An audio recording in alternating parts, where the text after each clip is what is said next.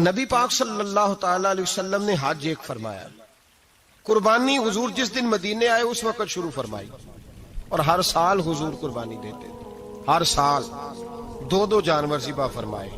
یا رسول اللہ صلی اللہ تعالی علیہ وسلم، دو کا کیا مقصد فرمایا؟ ایک میری طرف سے، ایک میری غریب امت کی طرف سے۔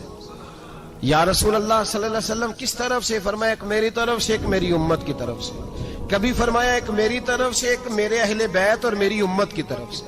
دو جانور حضور نے ذبح فرمائے، اور پھر میرے حبیب پاک صلی اللہ تعالی علیہ وسلم کے غلام مولا علی شیر خدا، ابن ماجہ کی روایت ہے، حضرت علی شیر خدا فرماتے ہیں کہ نبی پاک علیہ الصلوۃ والسلام دو جانور ذبح کرتے تھے۔ خود حضرت علی کی جب باری آئی تو انہوں نے بھی دو فرمائے۔ تو صحابہ نے پوچھا کہ علی دو کیوں؟ دو کس لیے؟ تو حضرت علی رضی اللہ تعالیٰ عنہ فرمانے لگے، مجھے میرے حبیب نے وصیت فرمائی تھی کہ علی تو نے دو کرنے، ایک اپنی طرف سے کیا کرنا، ایک میری طرف سے کرنا۔ تو میں ایک اپنی طرف سے دیتا ہوں، ایک اپنے نبی پاک کی طرف سے دیتا ہوں صلی اللہ علیہ۔ دو جانور۔ آپ لوگوں نے سنی ہوئی ہے یہ بات کہ مہینہ کھانا نہیں پکتا تھا حضور کے گھر میں۔ حضرت عائشہ فرماتی ہیں 3 چاند اور 3 سورج کٹھے کبھی نہیں دیکھے جب ساتھ روٹی بھی کھائی ہو، یعنی 3 دن مسلسل کبھی کھانا نہیں کھایا۔ قربانیاں کتنی دیں؟ بولیے۔ حضرت علی شیر خدا کا مکان کوئی نہیں اپنا، کوئی گھر نہیں بنایا۔ مولا کائنات شیر خدا، میں نے یہ بات پھر دوہرا رہا ہوں، پہلے بھی میں نے عرض کی تھی، پکا کرنے کے لیے دوہرا رہا ہوں۔ حضرت علی کا کوئی کاروبار نہیں بظاہر۔ بی بی صاحبہ فرماتی ہیں کہ کئی ہفتے صرف سرکہ اور کھجوریں۔ قربانیاں کتنی؟ اسی سارے صاحب لان ٹورے ہیں کہ ساڑھے تے لگ دیئے کہ نہیں، پکا۔ اور پھر جب بات ہوتی ہے دینے کی تو ماحول اور ہوتا ہے، جب لینے کی باری ہوتی ہے تو ماحول اور ہوتا ہے۔ قربانی واجب ہے اس شخص پر جس کے پاس 52.5 تولے چاندی یا 7.5 تولے، لیکن میں 7.5 تولے والا فتویٰ نہیں دیتا، میں 52.5 تولے چاندی والا فتویٰ دیتا ہوں، اس لیے کہ 52.5 تولے چاندی تو شاید تولہ یا 1.5 تولہ سونے کے برابر ہی ہو جائے، ٹھیک ہے نا جی؟ تو 7.5 تولے سونا 50-60 ہزار روپیہ جس آدمی کے اکاؤنٹ میں موجود ہے وہ قربانی کرے۔ بلکہ امام شافعی رحمت اللہ علیہ فرمایا کرتے تھے جس نے 3 کمروں کو تالا لگایا ہوا ہے وہ 3 کمرے فارغ ہیں، اس کے کسی کام کے نہیں، ان کی قیمت کا حساب لگائے۔ چھت پہ سٹور بنا دیا ہے، کوئی مطلب نہیں اس کا، اور جو ویسے رکھے ہوئے ہیں کوئی معنی ہی نہیں کمرے کا، فرماتے تھے حساب لگائے، قربانی کرے۔ رب کریم کی بارگاہ میں دینے کا جب معاملہ آیا تو تو گول کر گیا کام۔ میرے رسول کائنات سرور عالم صلی اللہ علیہ وسلم کا جب اپنے لیے چیزیں استعمال کرنے کا ماحول ہے تو محبوب پاک علیہ الصلوۃ والسلام نے مہینہ روٹی نہیں پکائی۔ یہاں جو آدمی ہر جمعرات کو 4 کلو بکرے کا گوشت پکاتا ہے اور ہر تیسرے دن مرغی کا گوشت لاتا ہے، وہ قربانی کی باری آتی ہے تو کہتا ہے میرے پہ لگتی نہیں۔ وہ ٹھیک ہے ابا جی لے آئے، ابا جی کی طرف سے قربانی ہے، اس دفعہ ابا جی کی، اگلی دفعہ اماں جی کی، اس سے اگلی دفعہ دادی جی کی۔ او خدا کے بندو، جس آدمی کے پاس پیسے ہیں پہلے اپنی قربانی واجب ہے۔ میری بات کی سمجھ آ رہی ہے عزیزوں کو؟ جو آدمی صاحب استطاعت ہے پہلے کس کی قربانی کرے گا؟ وہ کمائی کرتا ہے، اس کے اپنے اکاؤنٹ میں تنخواہ آتی ہے، ابا جی کے اکاؤنٹ میں نہیں آتی۔ اس نے اپنا بینک بیلنس چوری بھی رکھا ہوا ابا جی سے۔ پہلے اپنی قربانی کرے، اگر اس کو شوق ہے، دل کرتا ہے تو ایک اور خریدے، پھر ابا جی کی طرف سے کرے۔ اگر اللہ نے توفیق دیا تو ایک اور خریدے، اماں جی کی طرف سے کرے۔ اور اگر اس کے دل کو اللہ ٹھنڈک عطا کرے، سکون کرے، تو پھر اپنے رسول کی طرف سے بھی قربانی دے، پھر اپنے محبوب کی جانب سے بھی قربانی کرے۔ نبی پاک صلی اللہ تعالی علیہ وسلم نے ہر سال 2 قربانیاں دی، 10 سال۔ کل کتنی ہوگی 10 سالوں میں؟ بولیے۔ اور جب حضور حج کرنے گئے نبی پاک نے 63 اونٹ ذبح فرمائے۔ ایک اونٹ میں کتنی قربانیاں ہوتی ہیں؟ 63 اونٹ حضور نے ذبح فرمائے۔ اور حدیث بڑی مزیدار ہے، حضرت ابو ہریرہ رضی اللہ تعالیٰ عنہ فرماتے ہیں کہ جب اونٹ ذبح کرنے کی باری آئی تو ہم سوچ رہے تھے، پریشان تھے کہ یہ تو بڑا مشکل ہے ذبح کرنا، بڑا مشکل ہے، اس کو تو نہر کرنا پڑتا ہے، گرانا پڑتا ہے، باندھنا پڑتا ہے، سب سے مشکل کام اونٹ ذبح کرنا ہے۔ تو نبی پاک صلی اللہ علیہ وسلم کی تو عادت کریمہ ہے، اپنے ہاتھ سے ذبح کرتے ہیں حضور۔ وہ ہمارا اللہ خیر کرے، اب اللہ ہی حافظ ہے. ذبح کرنا تو دور کی بات ہے، ہمارا جو بی اے پاس لڑکا ہے نا، اس کو ڈر آتا ہے جانور کے پاس کھڑے ہوتے ہوئے. کہتے ہیں بچوں کو اندر لے جاؤ، 10 سال کا 12 سال کا اندر لے جاؤ، ذبح کرنا روئے گا. اور بس کرو یار، یہ کس قوم سے تمہارا تعلق پڑ گیا ہے؟ ہمارے تو 12 اور 14 سال کے معوذ اور معاذ ابو جہل کی گردن کاٹ کے رکھ دیا کرتے تھے، اور تو بچہ بکرا ذبح کرنے سے ڈرا رہا ہے. اس کو کھڑا کر لا کے، قربانی تو جہاد کی ٹریننگ ہے. وہ کھڑا کر، اس کو کہا بیٹا یہاں کھڑا ہو، اللہ کے رستے میں بکرے کی گردن کاٹنی ہے. اگر کوئی شخص خدا رسول کے دین کی مخالفت کرے، کفر کا جھنڈا اٹھائے، تو اس کی گردن بھی کاٹنی ہے. یہ ٹریننگ ہے بچوں کے لیے. یہاں عجیب ماحول ہے، ڈر لگ رہا ہے، پیچھے ہٹ جاؤ. اور جس صاحب کی قربانی ہے وہ بھی کوئی 1.5 کلومیٹر کے فاصلے پہ کھڑے ہیں، دور کھڑے ہو کے دیکھ رہے ہیں. نفیس ہی بڑے ہیں جناب، لطیف ہی بڑے ہیں. کپڑوں کو کوئی قطرہ خون کا لگ گیا تو بڑی مصیبت بن جائے گی. اور امیر آدمی، اس کا تو گھر کسائی نے خود فون کیا ہے کہ صاحب سب سے پہلے میں آپ کے گھر آؤں گا. اس کو پتہ ہے کہ منہ مانگی قیمت ملے گی. مہربانی فرمائیں، قربانی میرے رسول پاک صلی اللہ علیہ وسلم سے زیادہ نفاست والی طبیعت کسی کی نہیں. صحابہ کہتے ہیں اتنا حسین محبوب کا انداز تھا کہ کبھی کپڑوں پہ مکھی بھی نہیں بیٹھی تھی. اور حضور سے ہم سلام لیتے تھے، دست مبارک چومتے تھے تو ہمارے ہاتھوں سے کستوری کی خوشبو آنے لگتی تھی. اور فرماتے ہیں نبی پاک کا ہاتھ یوں ہوتا تھا کہ برف بھی اتنی ٹھنڈی نہیں جتنا پیارا حضور کا ہاتھ ٹھنڈا ہوتا تھا.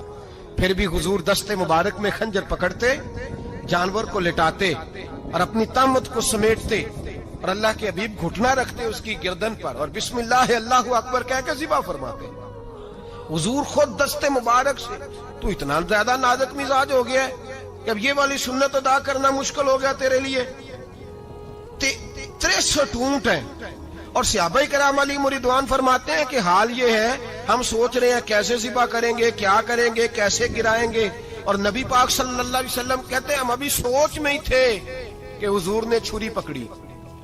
خنجر جب حضور نے اٹھایا تو فرماتے ہیں اونٹ دوڑتا ہوا آیا اور نبی پاک کے سامنے آ کے لیٹ گیا. فرماتے ہیں اللہ کے رسول نے بسم اللہ اللہ اکبر کہہ کے ذبح کیا. اس نے ٹانگ بھی کوئی نہیں ہلائی، پیر بھی کوئی نہیں ہلایا. وہ کسی شاعر نے بڑی عجیب بات کہی تھی. اس نے کہا پھنسی جو دام میں بلبل تو لگی یوں کہنے، کرے گا قتل کیا تو نے جب اسیر مجھے، کباب شمع کے شعلے پہ کیجیو سیاد، شکل گل نظر آئے دم اخیر مجھے.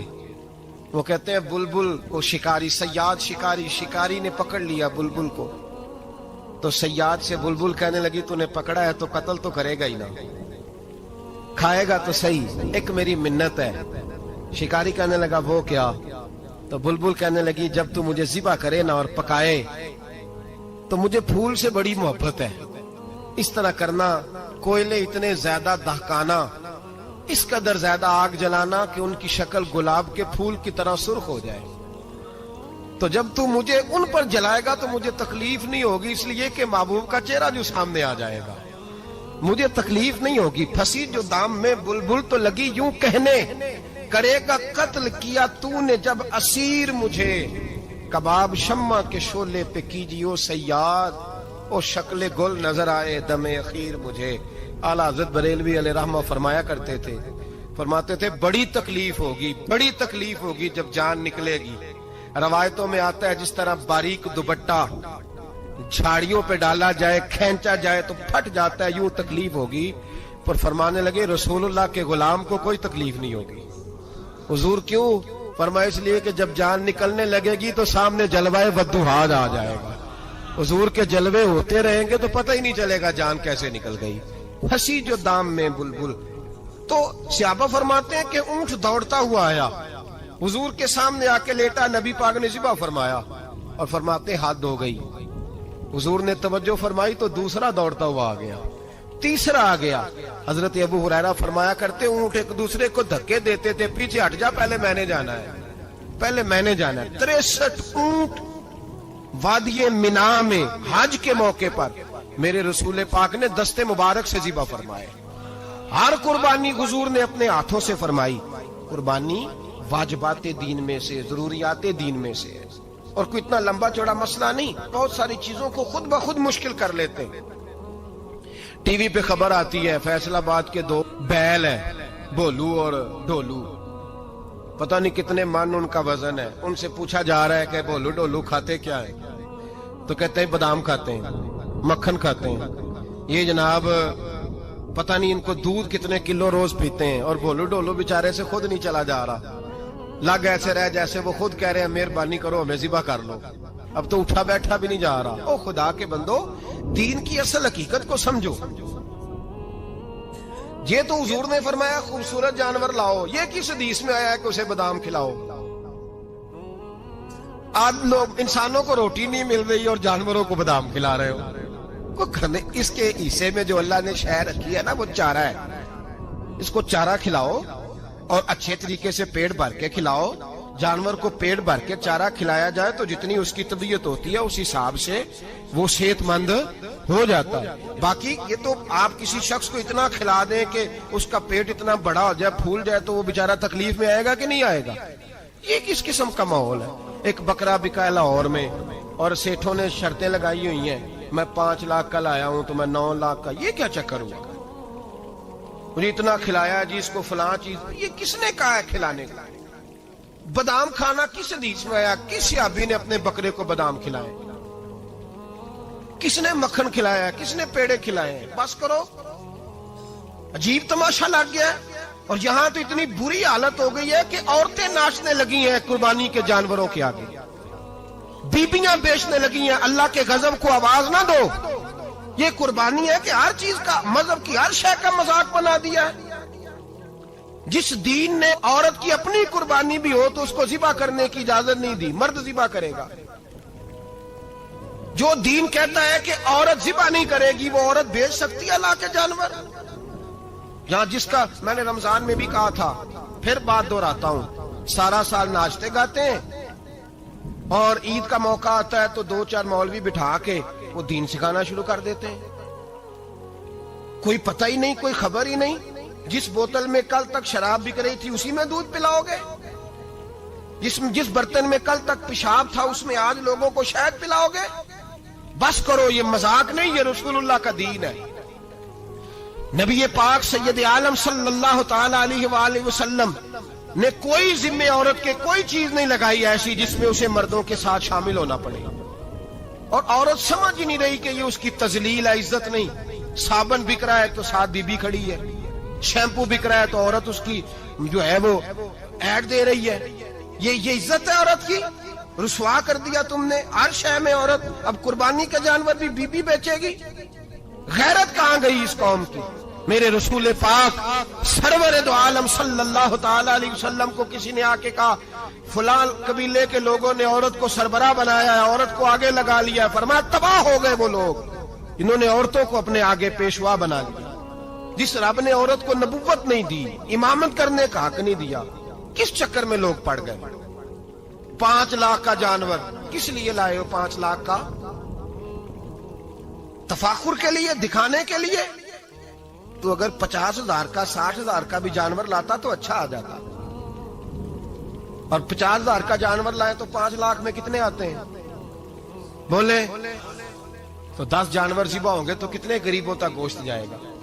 کتنے گھروں کا بھلا ہوگا؟ ہر چیز کا چکر الٹا کر دیا گیا ہے. اور یہ صرف حج کے لیے ہوتی تو میرے رسول پاک ہر سال قربانی نہ کرتے. اور میرے نبی پاک قربانی دینے کا حکم. ایک اور بات بڑی لوگ پوچھنے لگے، کہتے جی گائے کی ہوتی ہے، بھینس کی بھی ہوتی ہے کہ نہیں؟ چلو جی اب نئی بات نکل آئی. حدیث پاک میں لفظ آیا اونٹ کا. نبی پاک نے فرمایا بکرا 1 سال کا، گائے 2 سال کی، اونٹ 5 سال کا. حدیث میں لفظ آ گیا اونٹ کا. آپ کو بندہ کہے پہلے بتائیں نر کا کہ مادہ کا، تو میں کدھر سے آپ کو حدیث نکال کے دوں جس میں نر بھی اور مادہ علیحدہ علیحدہ ہو؟ حدیث پاک میں ذکر آ گیا دمبے کا، مینڈے کا. اب باقی جو سارے جاگ رہے ہیں نا، اب غور فرمائیں، باقی ایک بکرا ہے، ایک چترا ہے، ایک دمبا ہے، ایک دیسی بکرا ہے، ایک پہاڑی بکرا ہے، تو علیحدہ علیحدہ لفظ کہاں سے نکال کے دیے جائیں؟ یہ ساری انواع ہیں، اقسام ہیں، نوع ہیں. اسی طرح بھینس بھی گائے کی ایک قسم ہے.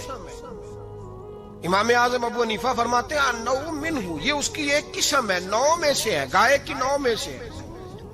آپ عام لفظ بولتے ہیں تو کہتے ہیں بکرا چترا گائے بھینس، عام لفظ ہے نا. تو جب گائے کہہ دیا تو اب کو بندہ کہے گائے آیا تو پہلے بتائیں گائے تو ہے تو اس میں بیل شامل ہے کہ نہیں. تو گائے کی جتنی قسمیں ہیں نا ہمارے محدثین بھینس کو گائے میں شامل کرتے ہیں. بھینس گائے کی ایک قسم ہے. تو نبی پاک صلی اللہ علیہ وسلم نے جب گائے کا لفظ استعمال کیا تو بھینس اس کے اندر آ گئی. تو اگر گائے کی قربانی جائز ہے تو بھینس کی قربانی بھی جائز ہے. اگر بیل کی قربانی جائز ہے تو کٹے کی قربانی بھی 100% جائز ہے. اس کے اندر 7 حصے ڈالے جائیں گے، اسے قربان کیا جائے گا، یہ جائز ہے. اگر آپ صریح لفظ نکال کے دکھانے کو کہیں گے تو پھر تو بڑی چیزوں میں لوگ الجھ جائیں گے. پھر کیسے نکالا جائے گا خسی کی جائز ہے کہ نہیں، جو خسی نہیں اس کی جائز ہے کہ نہیں، فلاں کی. تو ان تفصیلات، ہاں بہت ساری چیزوں کی تفصیلات حدیث میں ہیں لیکن ساری چیزوں کی موجود نہیں. اس لیے میرے عزیز یاد رکھیں، بھینس کی قربانی بھی ہوگی، گائے کی بھی ہوگی، بیل کی بھی ہوگی، کٹے کی بھی ہوگی. جن کی نہیں ان کی نہیں. ہم نے کبھی کہا ہرن کی قربانی بھی ہوگی یا مرغی کی قربانی بھی ہوگی. تو حدیث مبارکہ کے اندر جو چیزیں موجود ہیں ان کی جتنی اقسام ہیں ان سب کی قربانی کرنا ہاں جائز ہے. اور میرے نبی پاک صلی اللہ علیہ وسلم نے فرمایا جانور خوبصورت ہو، لنگڑا نہ ہو، کانا نہ ہو، زخمی نہ ہو، خوبصورت جانور لاؤ، اس کو لا کے ذبح کرو. لوگ کہتے ہیں چلو اتنے پیسے اللہ کے راستے میں دے دیں تو یہ کافی نہیں کافی. مسلم شریف میں، بخاری شریف میں میرے نبی پاک سید عالم صلی اللہ تعالی علیہ وسلم نے فرمایا 10 ذی الحج کو اللہ کی نظر میں ابن آدم کا سب سے پسندیدہ عمل. لیکن نا 10 ذی الحج کو، کل کی 10 ذی الحج ہے تو بڑے کام ہوں گے. فجر کی نماز بھی ہوگی، تکبیرات تشریق بھی پڑھی جائیں گی. آج فجر سے شروع ہو گئی نا، 9 کی فجر سے لے کر 13 کی عصر تک تکبیرات تشریق پڑھی جائیں گی. اللہ اکبر، اللہ اکبر، لا الہ الا اللہ واللہ اکبر، اللہ اکبر وللہ الحمد، اللہ اکبر، اللہ اکبر، لا الہ الا اللہ واللہ اکبر، اللہ اکبر وللہ الحمد، اللہ اکبر، اللہ اکبر، لا الہ الا اللہ واللہ اکبر، اللہ اکبر وللہ الحمد. کوشش کریں جب بھی پڑھیں 3 بار پڑھیں. تکبیرات تشریق بھی پڑھی جائیں گی، فجر کی نماز بھی کل ہوگی، عید کی نماز بھی ہوگی، لوگ اور بھی کوئی ذکر اذکار کریں گے. لیکن میرے نبی پاک صلی اللہ علیہ وسلم نے فرمایا 10 ذی الحج کو اللہ کو اپنے بندے کا جو کام سب سے زیادہ پسند ہے وہ یہ ہے کہ وہ اللہ کے راستے میں جانور کا خون بہائے. حالانکہ نمازیں بھی ہیں، اذکار بھی ہیں، تکبیرات بھی ہیں، سارا کچھ ہے، پر اللہ کو سب سے زیادہ کیا پسند ہے؟ جانور کو قربان کرنا. یہ اللہ کو بڑے خوبصورت لفظ نبی پاک علیہ السلام نے فرمایا قربانی کا جانور قیامت کے دن اپنے سینگوں اور کھروں سمیت آئے گا، اور جس نے قربانی کی ہوگی اس کی بخشش کروا کے اسے جنت میں لے کر جائے گا.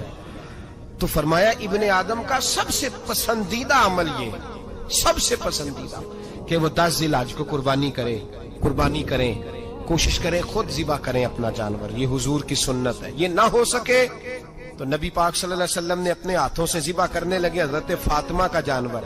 تو فرمایا فاطمہ ادھر آ کے اس کے پاس کھڑی ہو جاؤ، میں تمہارا جانور ذبح کرنے لگا ہوں. اپنے جانور کے پاس کھڑے ہو. میرے جو بھائی ذبح کرنے کا کام کرتے ہیں نا، قصاب ہم کہتے ہیں، سارے قصاب نہیں ہوتے، بہت سارے لوگ یہ سعادت حاصل کرتے ہیں اور بڑی نیکی کا کام کرتے ہیں. اللہ انہیں بڑی بہترین جزا عطا فرمائے گا، بڑا خیر کا کام کرتے ہیں. لیکن چونکہ رش ہوتا ہے ایسے لوگوں کے پاس، تھوڑی جلدی بھی ہوتی ہے. پہلی تو کوشش کریں تکبیر خود ڈالیں، یہ نہیں ہو سکتا تو قریب کھڑے ہوں. ہمارے ہاں ایک رواج یہ بھی ہے کہ 2 بندے ہاتھ رکھتے ہیں، ذبح وہ کر رہا ہوتا ہے تو جس کی قربانی ہوتی ہے اس کو کہتے ہیں تو بھی ساتھ ہاتھ رکھ. ہوتا ہے نا جی بہت ساری جگہوں. اب حکم یہ ہے شریعت اسلامیہ کا کہ جب جانور ذبح کریں گے تو پڑھیں گے بسم اللہ اللہ، بسم اللہ اللہ. ہاں نبی پاک صلی اللہ علیہ وسلم نے لمبی دعا پڑھی، صحابہ بھی لمبی دعا، انی وجہت وجہی للذی فطر السماوات والارض حنیفا وما انا من المشرکین، یہ بھی پڑھا. اور پھر میرے رسول پاک صلی اللہ علیہ وسلم نے یہ بھی کہا کہ اللہ میری طرف سے قبول فرما، میری امت، میری اہل بیت کی طرف سے قبول فرما. صحابہ جب جانور ذبح کرنے لگتے پہلے یہ دعا پڑھتے، پھر کہتے اللہم تقبل منا کما تقبلت خلیل کا ابراہیم علیہ السلام وَتَقَبَّلْتَ حبیب کا محمد صلی اللہ علیہ وسلم، اے اللہ ہم سے بھی قبول فرما جیسے تو نے حضرت ابراہیم سے قبول فرمائی، اور جیسے اپنے حبیب حضرت محمد صلی اللہ علیہ وسلم سے قبول. یہ ساری دعا پڑھیں، اور جب جانور ذبح کرنے لگے تو پھر پڑھیں بسم اللہ اللہ، بسم اللہ اللہ. اچھا، دو آدمیوں نے ہاتھ رکھا ہوا ہے، دو آدمیوں. اب اگر ایک نے بھی نہ پڑھی بسم اللہ اللہ اکبر تو جانور حلال نہیں ہوگا، دونوں کو پڑھنا پڑے گا. یہ مسئلہ یاد رکھیں. ایک اور بات بھی بتانی ہے آپ کو، وہ بھی آپ نے یاد رکھنی. قربانی کے بڑے جانور میں کتنے حصے ہوتے ہیں؟ 7. اب 7 حصوں میں 7 کی نیت قربانی کی ہونی چاہیے. 7 کی 6 حصے ڈال گئے، جو چلے تھوڑے سے زیادہ امیر لوگ نہیں تھے، نارمل تھے، انہوں نے 6 حصے ڈال لیے. 7واں امیر آدمی تھا، اس کو جا کے کہا یار ایک حصہ نہیں مل رہا، تو چل تو نے تو 2-3 بکرے لیے ہوئے ہیں، تو بھی شامل ہو جا.